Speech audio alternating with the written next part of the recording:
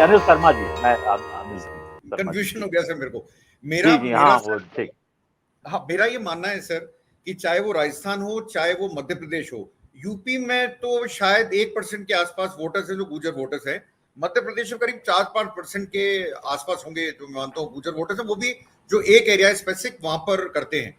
BJP की जो आपने बात उठाई, ये मेरे को किसी एक बीजेपी की नेता ने, बहुत बड़े नेता ने आज से 7 दिन पहले बोला था कि अगर पायलट अपनी नई पार्टी बनाते तो हमें सबसे ज्यादा डैमेज करेंगे।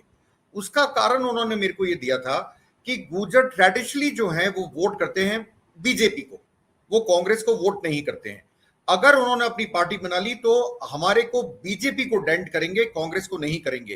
कांग्रेस को उल्टा उनका कहना यह था कि जो मीना कम्युनिटी है राजस्थान में पर्टिकुलरली शेड्यूल्ड ट्राइब, वो लोग बिल्कुल खुले में सपोर्ट करेंगे कांग्रेस को।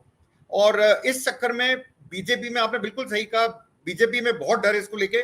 पर मैं एक चीज ऐड करना चाहूंगा यहाँ पर अमरीश जी, कि मुझे जो अभी पता लग रहा है, मुझे ऐसा लगता है कि शायद देखिए, ये पॉलिटिक्स जो है उसमें आप कुछ चीज डेफिनेटली नहीं बोल सकते हो।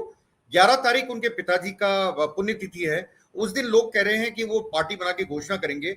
जो मेरे सोर्सेज है वो कह रहे हैं शायद वो अब नहीं करेंगे। अभी मैं रंधावा जी का भी, जो राजस्थान के इंचार्ज हैं कांग्रेस के, उनका स्टेटमेंट देख रहा था। वो कह रहे हैं जो उन्होंने मांगा था उसमें से 90% मांगे हमने पूरी कर दी है।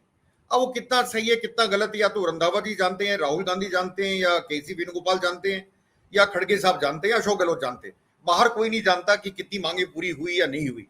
अगर उनकी मांगे पूरी हो गई हैं तो फिर वो पार्टी क्यों बनाएंगे।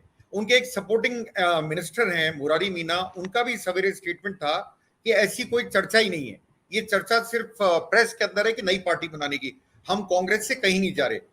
पर पॉलिटिक्स में कुछ भी हो सकता है अमरीश जी, आप समझते हैं कुछ भी हो सकता है। आज जो बोल रहे हैं वो कल नहीं रहता, कल होता है वो परसों नहीं रहता, और पर्दे के पीछे ज्यादा छुपा होता है, पर्दे के आगे कम होता है।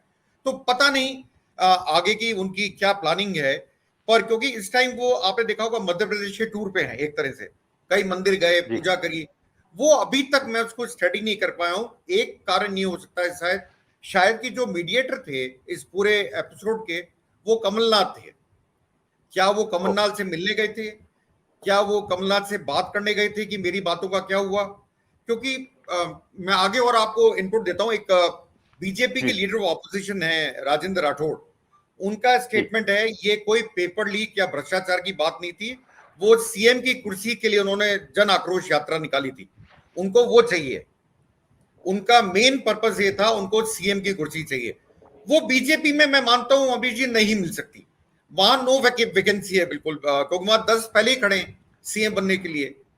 तो मुझे कहीं ना कहीं लगता है कि कांग्रेस छोड़ के जाना शायद मुश्किल है, मेरे हिसाब से शायद उनका मुश्किल है, और शायद जो चीजें बढ़ रही हैं वो उसी तरफ बढ़ती हुई नजर आ रही है मेरे को। जी।